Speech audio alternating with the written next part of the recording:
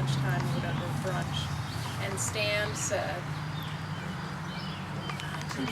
Teresa said, well, I remember Stan said, The flexibility. these are you're some of my best friends. We'd like, and it was 6 of us, there were like 6 families there. And I said, you're some of my best friends. I'd like to see you on a regular basis.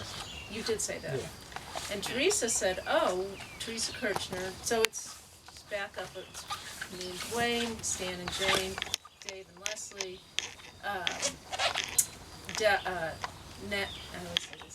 Dennis and Nell, Yeah. Dahlheim, and Teresa Kirchner and Jim Perkins, and then Jay Franzel. We're all part of this group. And at the time, Beth Pahopin and Brian Meldrum were also part of the group.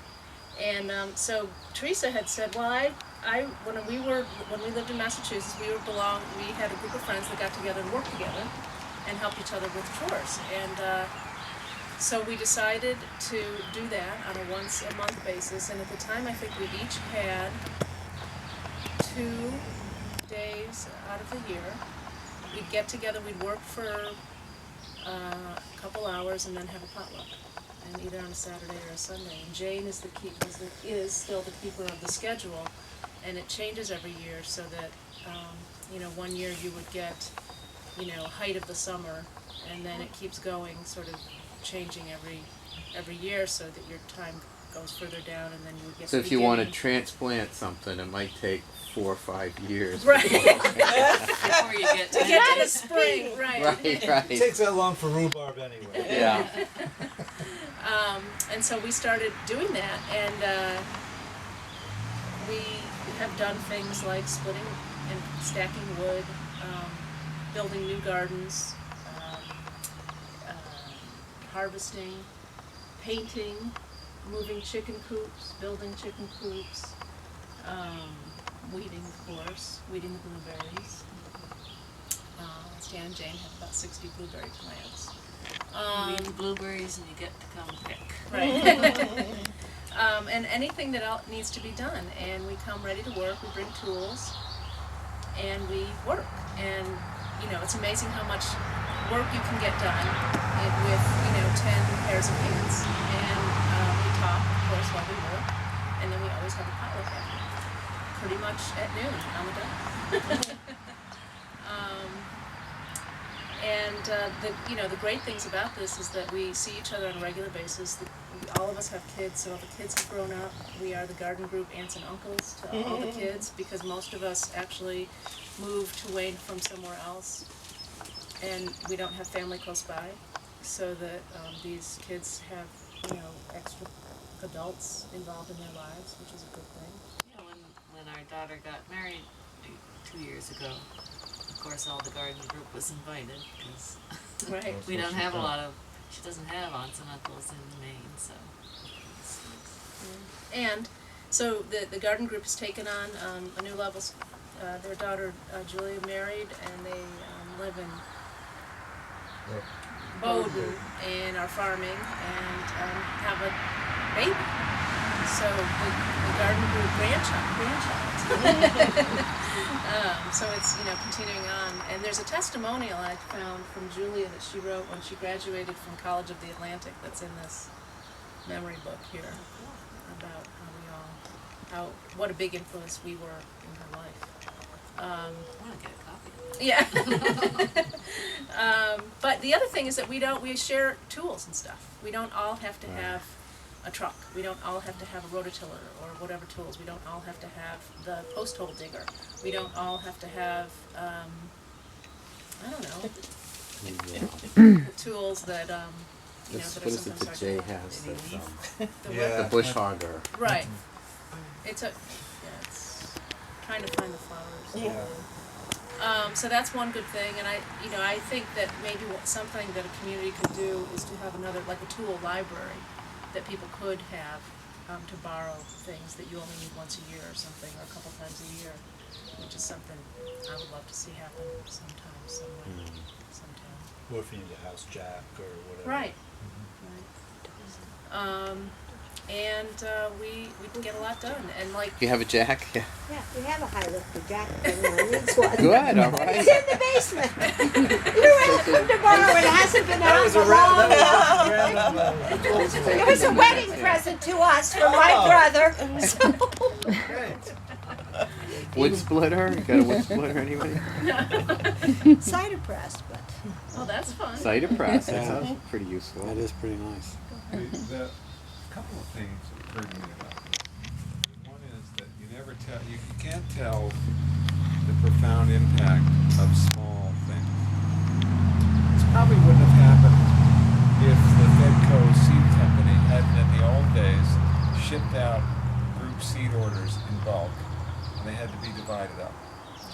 Because that kind of thing, which was characteristic of the 70s and the 80s, has gone away a lot of places. So now you can order in bulk and get a discount, but everybody's ordering those packaged. But back then you'd get, half a pound of spinach seed, and one person would get an ounce, and one person would get an ounce. We'd have to sit there with the scale and measure it out. And in the process, wound up spending time together once a year to do that. And it was at that one of those times that this idea evolved. So I have a great respect for the kinds of rituals that nudge people at least, or force people to be interdependent, even around something very small like that. And the other thing is we really didn't set out to be extended family. It was just, if we were going to spend time together, it seemed like it'd be a useful thing to spend time together doing something. And it wouldn't have had to be gardening. It was just something we all wanted to do because this all coalesced around a seed order. So the idea that then our kids would come to see these other people as their extended family was it's not the kind of thing you plan on. But then also the older kids are looking after the younger kids so we can work, and so stuff happens there. And it's just been real interesting. We didn't set out to be this long, and some people didn't. Some people dropped out, a couple of people out of town, or some people it didn't work for them, and we acquired new people. And it's the idea, though, of coming up with something that happens on a regular basis that isn't too complex seems really valuable. And there's been the goal of not making it at all complicated. If you think about what you can do as an analogy with a potluck dinner, you can say, you've got the dessert, you've got the main dish, you've got the salad, or you can just take the risk that everybody's going to bring deviled eggs, which has happened a few times. But the more you have to plan, it seems to me, the more likely it is that things are going to fall apart. So we lucked into a very simple structure. You want to add? I was just going to say, I only remember one skimpy meal the whole time that we had. And it was, I remember Hildy, Of course. yes, We said got it. something like, we need to step up here. And Is that the one that was a lot of rice? there could have been a lot of, there could have been a lot of rice. But anyway, the next meal was we had 3 casseroles and the deviled eggs. There's a little peer pressure. And as well. the 6-pack of beer picked up at the general store. So we've been pretty good ever since then. So I just want to read something which has nothing to do in a way with us, but does. It's when I read it, we've been doing this for a while. It's a sermon written by a UU minister, Max Kutz, that seemed to me to express what we wound up doing. And then that's basically all the instruction manual there is just to do it. But he wrote, "Let us give thanks for a bounty of people, for children who are our second planting, and though they grow like weeds and the wind too soon blows them away, may they forgive us our cultivation and remember fondly where their roots are. Let us give thanks for generous friends, with hearts as big as Hubbard squash and smiles as bright as their blossoms. For feisty friends as tart as apples. For continuous friends who, like scallions and garlic, keep reminding us that we've had them. For crotchety friends as sour as rhubarb and as indestructible. For handsome friends who are as gorgeous as eggplants and as elegant as a row of corn. And for the others as plain as potatoes and so good for you. For funny friends who are as silly as Brussels sprouts and as amusing as Jerusalem artichokes, and serious friends as complex as cauliflower and intricate as onions. For friends as unpretentious as cabbages, as subtle as summer squash, as persistent as parsley, as delightful as dill, as endless as zucchini, and who, like parsnips, can be counted on to see you through the winter.